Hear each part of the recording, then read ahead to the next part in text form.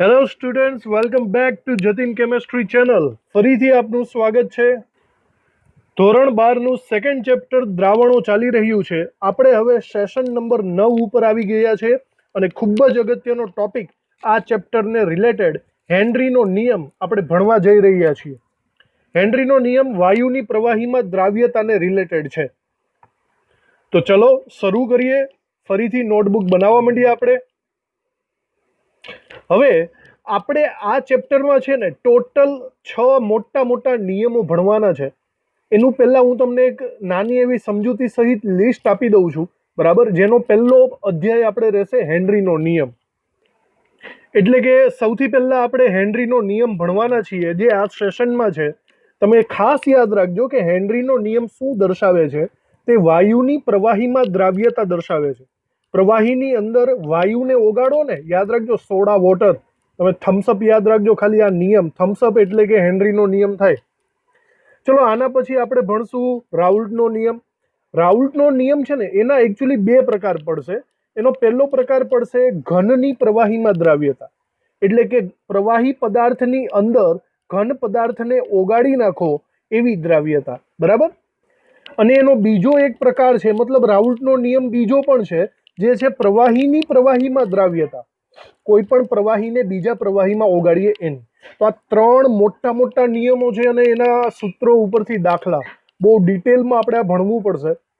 ત્રીજો આપણો મોટો નિયમ આવશે ઉત્કલન બિંદુ ઉન્નયન, જેને આપણે ડેલ્ટા ટીબી કહીશું. ઉન્નયન એટલે વધારો થવો. ત્યારબાદ ઠાર બિંદુમાં ઘટાડો થવો, ઠાર બિંદુ અવનયન, એની એક બહુ મોટી થિયરી છે ડેલ્ટા ટીએફ વાળી.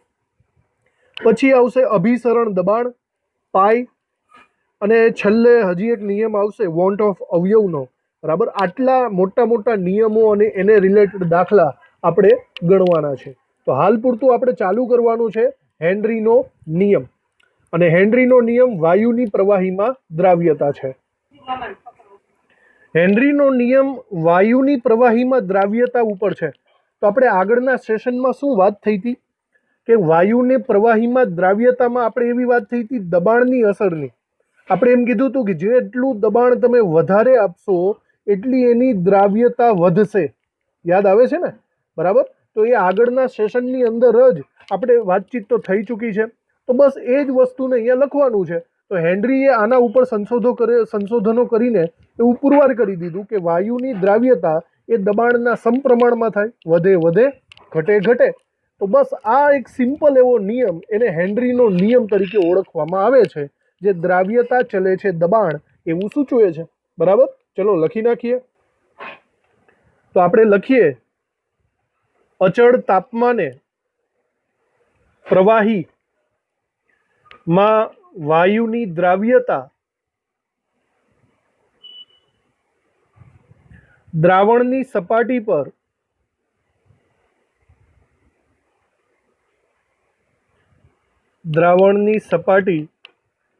પરના વાયુના આંશિક દબાણના, આંશિક એટલે પોતાનું, આંશિક દબાણના સમપ્રમાણમાં હોય છે. જેટલું વાયુનું દબાણ વધારે હશે એટલો જ એનો મતલબ એવો થશે કે દ્રાવ્યતા વધશે. એનો મતલબ શોર્ટકટમાં આપણે લખવું હોય તો એવું લખી શકીએ છીએ કે દ્રાવ્યતા ચલે છે દબાણ પી, બરાબર. હવે સમકાલીન ડાલ્ટન, સમકાલીન ધેટ મીન્સ મતલબ એના જ સમયમાં ડાલ્ટન નામનો વૈજ્ઞાનિક છે, અને એણે પણ સ્વતંત્ર રીતે એવું પુરવાર કર્યું હતું કે દ્રાવ્યતા ચલે છે દબાણ. પણ એણે છે ને કંઈક અલગ રીતે દર્શાવ્યું હતું. એણે શું કર્યું કે જે દ્રાવ્યતા છે ને એને મોલ અંશમાં કન્સિડર કરી. તમને યાદ હોવું જોઈએ કે દ્રાવ્યતા એક પ્રકારની સાંદ્રતા જ છે. એને તમે મોલારિટીમાં પણ કન્સિડર કરી શકો, પર્સેન્ટેજ વેઇટ બાય વેઇટમાં પણ કરી શકો, મોલ અંશમાં પણ કરી શકો. તો ડાલ્ટને એવું કીધું કે કોઈ પણ વાયુની પ્રવાહીમાં મોલ અંશ એ તેના દબાણના સમપ્રમાણમાં થાય. ભાઈ વસ્તુ તો એક જ થઈ ને, દ્રાવ્યતા ચલે છે દબાણ. તો ડાલ્ટને શું કીધું, એક્સ ચલે છે પી, એટલે કે મોલ અંશ ચલે છે દબાણ. તો વસ્તુ એક જ છે, બસ ખાલી દ્રાવ્યતાની જગ્યાએ શું લઈ લીધું છે, મોલ અંશ. તો આપણે આ બીજા મુદ્દાની અંદર લખશું ડાલ્ટનની વાત. સમકાલીન ડાલ્ટને સમકાલીન એટલે એના સમયનો, ડાલ્ટને પણ સ્વતંત્ર રીતે પુરવાર કર્યું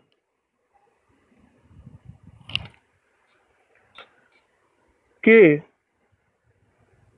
જો વાયુની દ્રાવ્યતાને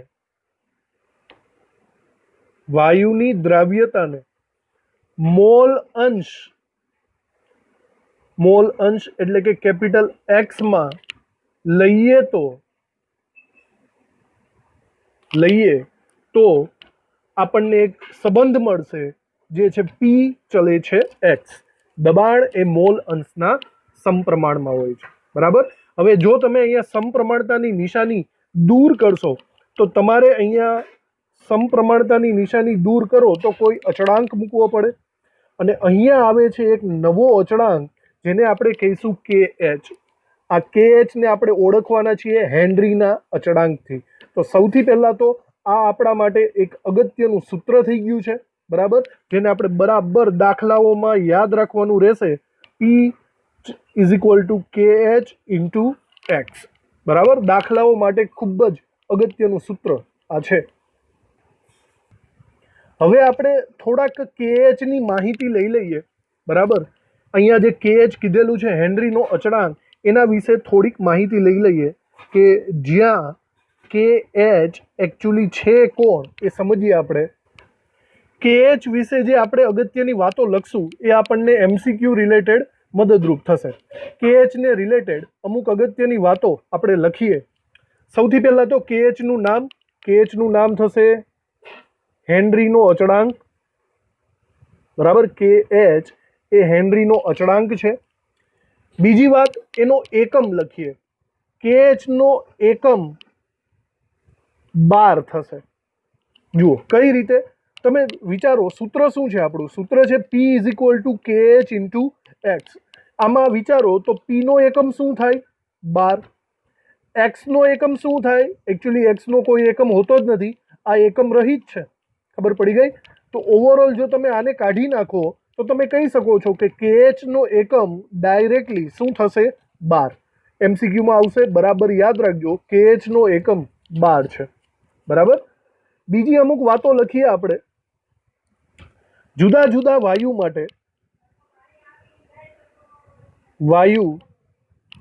માટે કેએચ નું મૂલ્ય જુદું જુદું છે. કેએચ નું મૂલ્ય જુદું જુદું છે. જો તમે વાયુ બદલી નાખશો તો કેએચ નું મૂલ્ય બદલાઈ જશે. મતલબ જુદા જુદા વાયુ, જુદું જુદું કેએચ નું મૂલ્ય.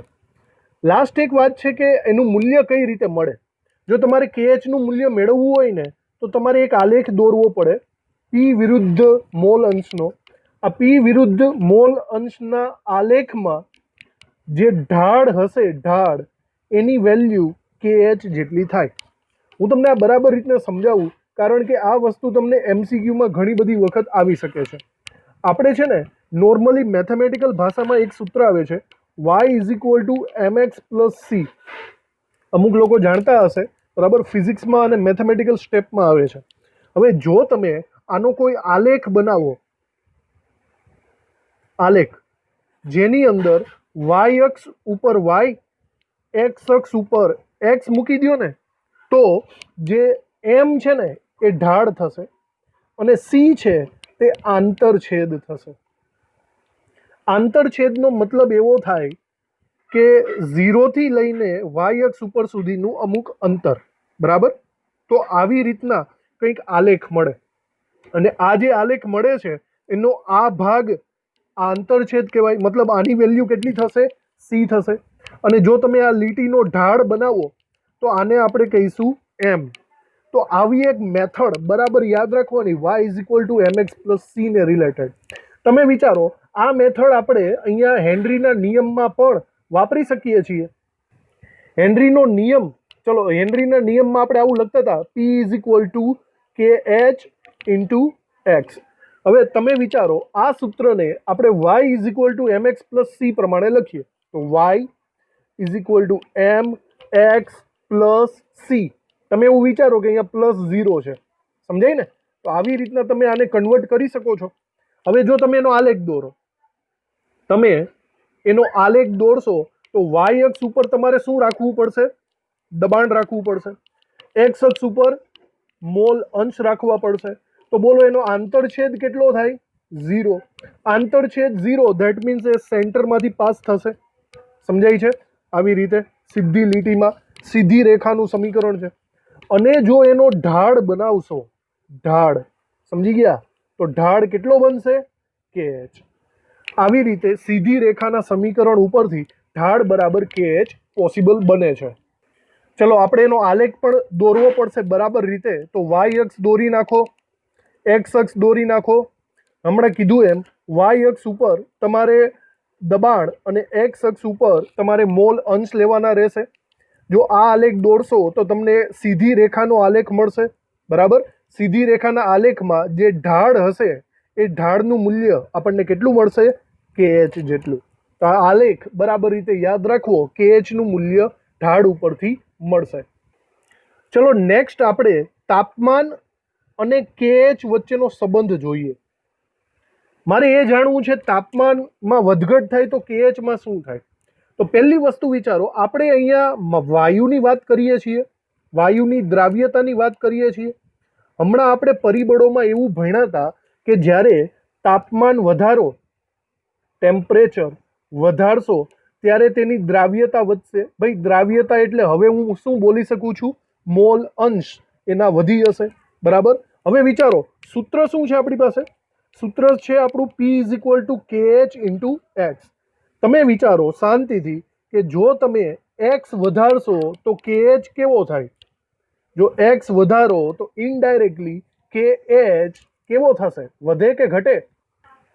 તો KH અહીંયા વધશે. પણ એકચ્યુઅલી ઓકે સોરી વાયુની વાત છે. ફરીથી વાયુ થમ્સઅપની બોટલનું એક્ઝામ્પલ કે તાપમાન વધારો તો દ્રાવ્યતા ઘટે. અહીંયા ઊંધું નહીં કરતા, દ્રાવ્યતા ઘટે. તો ફરીથી વિચારો આ સૂત્ર પ્રમાણે જો મોલ અંશ ઓછા થતા હોય તો ઇનડાયરેક્ટલી KH નું મૂલ્ય કેવું થશે? વધશે. એટલે એનો મતલબ એમ થયો કે ટેમ્પરેચર વધે તો મોલ અંશ ઘટે, મોલ અંશ ઘટે તો KH પાછો કેવો થશે? વધે. તો ડાયરેક્ટલી તમે આ બંનેને કમ્પેરિઝન કરો કે તાપમાન વધે તો KH પણ વધે. બહુ અગત્યનું છે. સૂત્ર ઉપરથી આપણે આ લોજિક દોડાવવાનું છે. તો આપણે આ બધી વસ્તુઓ અહીંયા લખી નાખીએ. વાયુની પ્રવાહીમાં દ્રાવ્યતા માં તાપમાન વધે તો દ્રાવ્યતા એટલે કે X મોલ અંશ ઘટે છે. સૂત્ર P = KH × X પરથી જો X ઘટે તો KH વધે. માટે તાપમાન અને KH સમપ્રમાણમાં થાય. મતલબ કે તાપમાન વધે તો KH વધે. આવું આપણે કહી શકાય છે. સમજાઈ ગયું વાતમાં? અને એનો મતલબ એમ છે કે આ પ્રક્રિયા ઉષ્માક્ષેપક થશે. અહીંયા દ્રાવ્યતા ઘટે છે. બરાબર? વધઘટ ક્યારે થાય? જો વાયુની પ્રક્રિયા હંમેશા કેવી હોય? ઉષ્માક્ષેપક પ્રક્રિયાઓ હોય છે. આનો સીધો સંબંધ જલીય સૃષ્ટિ સાથે તમે કનેક્ટેડ કરી શકો છો. જો વિચારો, હું અહીંયા એક વાક્ય લખું છું. આમ નીચા તાપમાને વાયુની દ્રાવ્યતા વધે છે. ઊંચું તાપમાન હોય તો દ્રાવ્યતા ઘટે અને નીચા તાપમાને દ્રાવ્યતા વધે. તો જલીય સૃષ્ટિને માટે એ ઇમ્પોર્ટન્ટ બની જાય છે. દાખલા તરીકે જલીય સૃષ્ટિની વાત કરો તો ભાઈ કોઈ પણ જલીય સૃષ્ટિ, માછલી ને એ બધા પાણીમાં તો જ રહી શકે જો પાણીની અંદર વધારે પડતો ઓક્સિજન વાયુ ઓગળેલો હોય. દ્રાવ્યતા એટલે કે ઓક્સિજન વાયુ ક્યારે વધારે હોય? નીચા તાપમાને. બરાબર? એટલા માટે જલીય સૃષ્ટિ છે ને એ નોર્મલી ઠંડા પાણીમાં કમ્ફર્ટેબલ ફીલ કરે છે. ગરમ પાણી કરતાં. તો અહીંયા લખીએ આપણે, દાખલા તરીકે જલીય સૃષ્ટિ પ્રાણીઓ ગરમ પાણી કરતાં ઠંડા પાણીમાં વધુ સગવડપૂર્વક રહે છે. સગવડપૂર્વક રહે છે. આને રિલેટેડ અમુક કોષ્ટક છે, જ્યારે જોઈ લઈએ, ખાલી જાણ પૂરતા જ છે. હમણાં આપણે વાત કરી હતી, આ KHની વેલ્યુ છે. તો જુઓ, જુદા જુદા વાયુઓ માટે KHની વેલ્યુ અહીંયા તમને જુદી જુદી દેખાય છે, બરાબર. અને બીજું વાત એમ છે કે જો તાપમાન બદલો ને તો પણ KHની વેલ્યુ જુદી જુદી થઈ જાય છે. આવી રીતના જુદા જુદા વાયુ માટે અને જુદા જુદા તાપમાને KHની વેલ્યુ બદલાતી રહે છે. એક વસ્તુ એવી પણ છે કે જો દ્રાવક બદલીએ ને, દ્રાવક, તો પણ KHની વેલ્યુ બદલે છે. હાઇડ્રોજન વાયુ માટે જો પાણીમાં તમે હાઇડ્રોજન વાયુને ઓગાળો તો એનો KH 71 થાય છે, પણ હાઇડ્રોજનને જો બેન્ઝિનની અંદર ઓગાળો તો એનો KH 3 થાય છે. તો આ બધું દ્રાવ્યતા ઉપર ડિપેન્ડ છે, બરાબર. તો આવી રીતના KHની જુદી જુદી વેલ્યુ, જો કે તમારે કોઈ ગોખવાની નથી, આપણે દાખલા ગણીને એને સમજવાની છે. હવે આપણે જોવાનું છે હેનરીના નિયમની ઉપયોગિતા. હેનરીનો નિયમ જોઈ લીધો, એનું સૂત્ર જોઈ લીધું, KH જોઈ લીધું. હવે આપણે એની ઉપયોગિતા જોઈએ. તો જુઓ, આના ઘણા બધા ઉપયોગ છે, બસ સમજવાનું છે અને તમારે એને બનાવીને વાક્ય રચનામાં તમારી ભાષામાં તમે લખી શકો છો. એનો સૌથી પહેલો ઉપયોગ રહે છે ઠંડા પીણામાં, બરાબર. હળવા પીણા હોય, સોડા વોટર હોય, બિયર, શેમ્પેન, આ બધાની અંદર શું હોય છે? ખૂબ જ ઊંચા દબાણે કાર્બન ડાયોક્સાઇડ વાયુને અંદર પસાર કરેલો હોય છે, બરાબર. નોર્મલ વાત છે, થમ્સઅપની બોટલને જ્યારે ખોલો તો એની અંદરથી કાર્બન ડાયોક્સાઇડ વાયુ બહાર નીકળે છે. એટલે કે ખૂબ જ ઊંચા દબાણે, જો વધારે દબાણ આપશો તો કાર્બન ડાયોક્સાઇડ વાયુ અંદર વધારે જશે અને સ્ટ્રોંગ વોટર બનશે. ઓકે, તો દરેકે દરેક ઠંડા પીણા, બિયર, શેમ્પેન, એની અંદર હેનરીના નિયમનો ઉપયોગ થાય છે. તો લખી નાખીએ આપણે નંબર 1 ઉપર, બરાબર.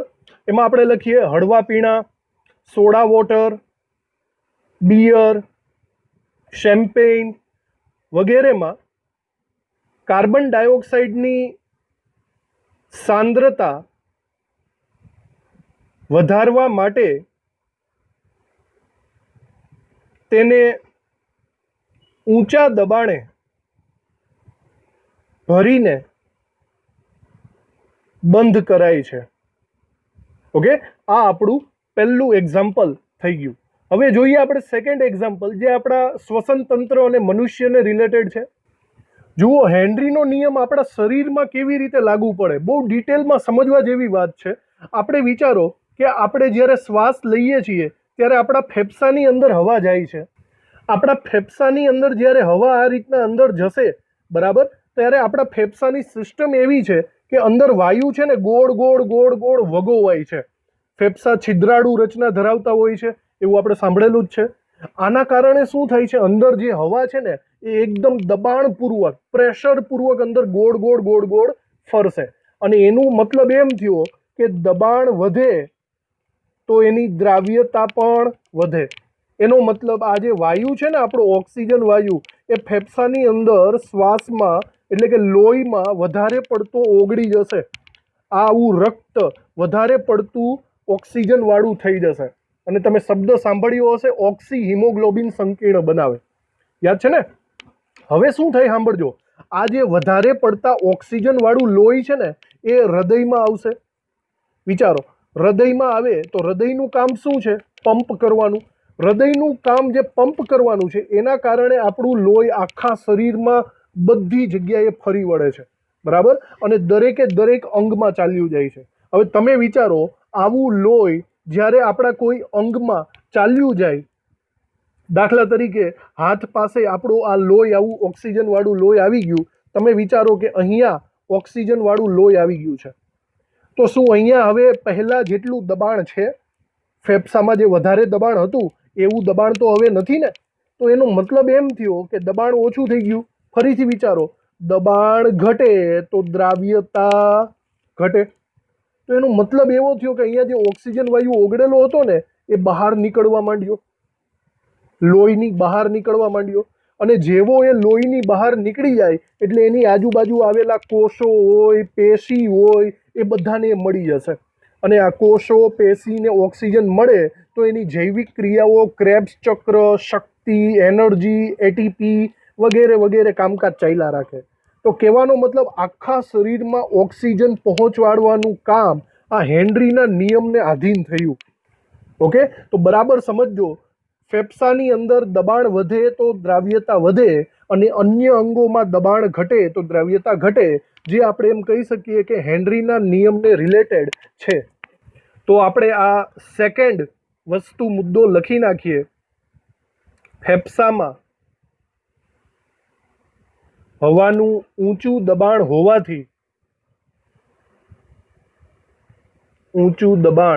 હોવાથી ઓક્સિજન વધુ માત્રામાં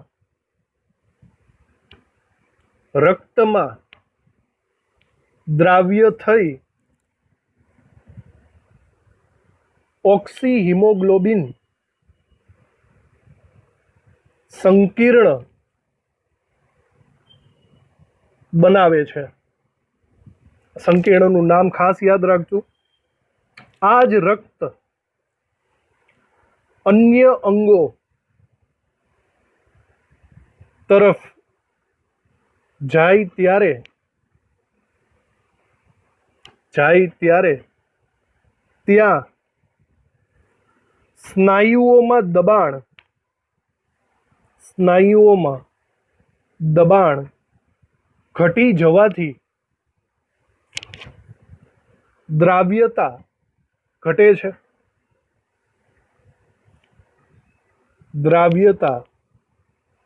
છે, અને O2 વાયુ રક્તમાંથી બહાર નીકળી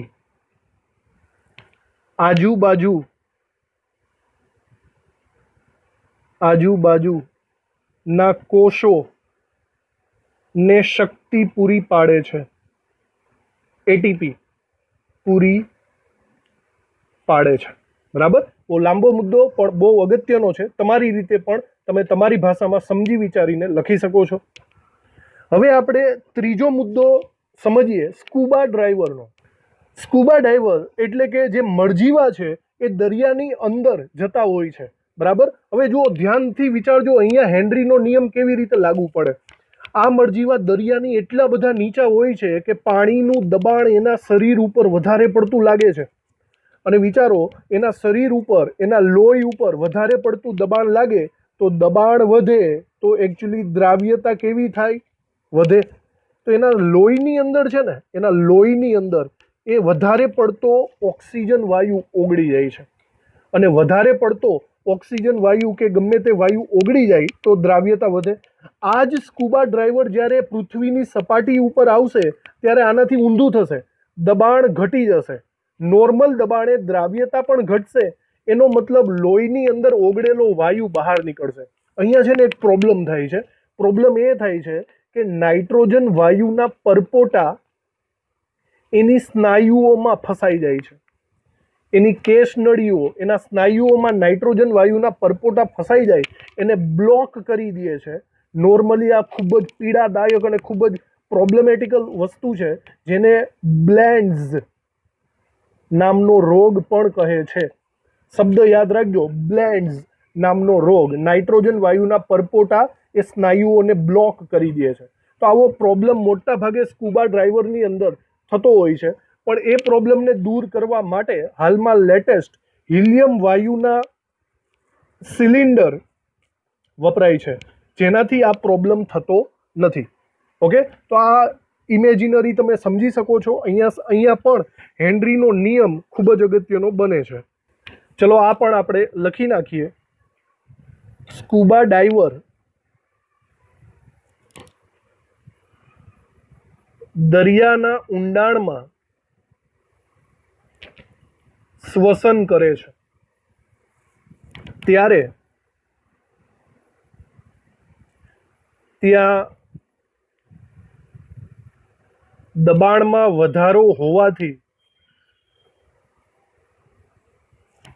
રક્તમાં વાતાવરણીય વાયુઓની દ્રાવ્યતા વધે છે. જ્યારે તેઓ જમીન પર આવે છે, જમીન પર આવે છે ત્યારે દબાણ ધીમે ધીમે ઘટે છે. તેનાથી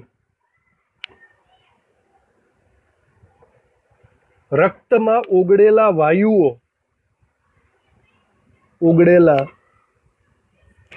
વાયુઓ બહાર આવે છે, જેનાથી મેઇનલી પ્રોબ્લેમ થશે નાઇટ્રોજન વાયુના પરપોટા રચાય છે, જે સ્નાયુઓને અથવા તો કેસ નળીઓને બ્લોક કરે છે. આ ઘટનાને બ્લેન્ડ્સ કહેવાય છે, બ્લેન્ડ્સ કહે છે. બરાબર. આ જે બ્લેન્ડ્સ છે તે ખૂબ જ પીડાદાયક અને જીવનને ભયરૂપ છે. મૃત્યુ પણ થઈ શકે છે આવા બ્લેન્ડ્સના કારણે. તો આ પ્રોબ્લેમનું સોલ્યુશન શું છે? આવા બ્લેન્ડ્સને દૂર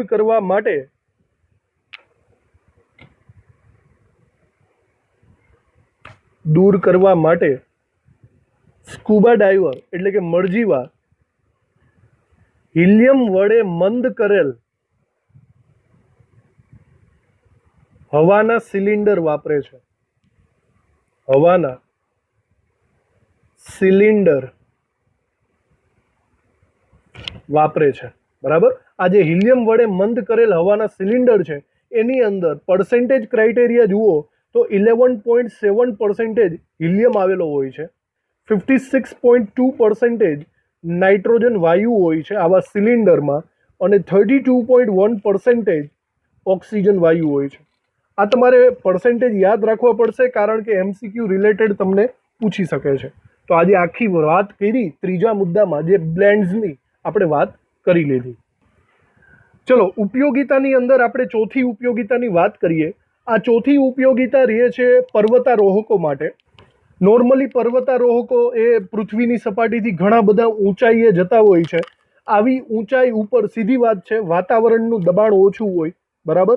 તો ઊંચાઈ ઉપર દબાણ ઓછું હોય, અને દબાણ ઓછું હોય તો સીધી વાત છે, દ્રાવ્યતા કેવી થાય? દ્રાવ્યતા ઘટશે. એનો મતલબ જ્યારે શ્વાસ લેશે ત્યારે ઓક્સિજન વાયુ ઓછો ઓગળશે. બરાબર. અને ઓછો ઓગળે તો ભાઈ ઘણા બધા પ્રોબ્લેમ થઈ શકે. ચક્કર આવે, સ્પષ્ટ વિચારી ન શકાય, નબળા પડે. નોર્મલી આ પ્રકારની ખામીને આપણે એનોક્સિયા નામની બીમારી તરીકે ઓળખીશું. શબ્દ યાદ રાખજો, એનોક્સિયા નામની બીમારી પર્વતારોહકોમાં થાય. અને આગળ આપણે મળજીવામાં જોઈતી એ કઈ બીમારી હતી? એ હતી બ્લેન્ડ્સ બીમારી. તો લખી નાખીએ આપણે. વધુ ઊંચાઈએ પર્વતારોહકોમાં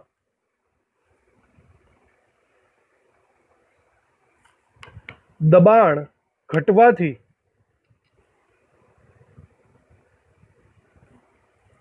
રક્ત કે પેશીઓમાં O2 વાયુની સાંદ્રતા ઘટે છે. માટે અમુક પ્રોબ્લેમ થશે, જેમ કે નબળા પડવું, સ્પષ્ટ વિચારી ન શકવું, આવા પ્રોબ્લેમ્સ આવે છે. અને આવા પ્રોબ્લેમ્સ એને આપણે એક નામ આપશું. એનું નામ છે એનોક્સિયા બીમારી એને કહે છે. તો તો આને રિલેટેડ પણ હેનરીનો નિયમ ક્યાંક ને ક્યાંક અંદર સમાવેશ થઈ ગયો. ચલો લાસ્ટમાં આપણે હેનરીના નિયમની મર્યાદાઓ જોઈ લઈએ. આની મેઇનલી 3 મર્યાદાઓ આવશે. સૌથી પહેલી વાત તો જે આદર્શ દ્રાવણો છે એમને જ આ નિયમો લાગુ પડશે. બધા દ્રાવણોને આ નિયમ લાગુ નહીં પડે. સેકન્ડ આવે છે કે સુયોજન કે વિયોજન ન દર્શાવતા હોય, ન થતું હોય એને જ આ નિયમ લાગુ પડે છે. દાખલા તરીકે તમે HCl વાયુ લઈ લો અને HCl વાયુને પાણીમાં નાખો, પણ પાણીની અંદર H+ અને Cl- બે જુદા જુદા વિયોજન છૂટા છૂટા પડી જતા હોય તો આને તમે હેનરીનો નિયમ લાગુ પાડી શકતા નથી. સમજાય છે? તો સુયોજન કે વિયોજન થતું ન હોય એને લાગુ પડે. બીજું, કોઈ પણ પ્રકારની રાસાયણિક પ્રક્રિયા ન કરે એને જ લાગુ પડે, બધાને નહીં. દાખલા તરીકે કોઈ વાયુ છે એને તમે પાણીની અંદર ઓગાળ્યો, પણ આ બંને ભેગા થઈને પ્રક્રિયા કરીને કંઈક બીજો એવો એસિડ પદાર્થ બનાવી નાખે છે, કંઈક નવો પદાર્થ બનાવ્યો, તો એની અંદર આ હેનરીનો નિયમ લાગુ પડશે નહીં. કોઈ પણ પ્રકારની ઉપપેદાશ કે એક્સ્ટ્રા પ્રવૃત્તિ થવી જોઈએ નહીં. તો ઓવરઓલ આ જસ્ટ 3 એની મર્યાદા છે. લખી નાખીએ આપણે. પહેલું આવશે ઊંચા તાપમાને અને નીચા દબાણે આદર્શ વર્તુણક ધરાવતા વાયુઓને જ આ નિયમ લાગુ પડે છે. આદર્શ વર્તુણક, આ શબ્દ મેઇનલી તમારે યાદ રાખવાનો. બીજું, દ્રાવ્યનું દ્રાવકમાં સુયોજન કે વિયોજન ન થાય તેને જ આ નિયમ લાગુ પડે છે. આ બીજી વાત થઈ ગઈ. અને ત્રીજી વાત, વાયુમય દ્રાવ્ય પ્રવાહી દ્રાવકમાં ઓગળે ત્યારે રાસાયણિક પ્રક્રિયા થઈને અન્ય ઉપપેદાશો બનવી ન જોઈએ. ઉપપેદાશો ન બને તો જ આ નિયમ એને લાગુ પડે છે. તો બસ તમે યાદ રાખજો ખાલી આટલી જ વસ્તુ. આદર્શ વર્તુણક સુયોજન કે વિયોજન ન થાય અને ઉપપેદાશો એક્સ્ટ્રા ન બને, એને જ હેનરીનો નિયમ લાગુ પાડી શકાય. તો આ સેશન આપણે અહીંયા પૂરો થાય છે. હેનરીના નિયમનું A to Z માહિતી આપણે અહીંયા લઈ લીધેલી છે. નેક્સ્ટ લેક્ચરમાં આપણે હેનરીના નિયમના દાખલાઓ ગણવાના છે. સ્વાધ્યાયના ઉદાહરણના દાખલાઓ ઉપરાંત આપણે JEE નીટ ને રિલેટેડ દાખલાઓ પણ સોલ્વ કરશું. ઓકે, તો મળીએ નેક્સ્ટ સેશનમાં. આ સેશન ભરવા માટે થેન્ક યુ. ચલો મળશું.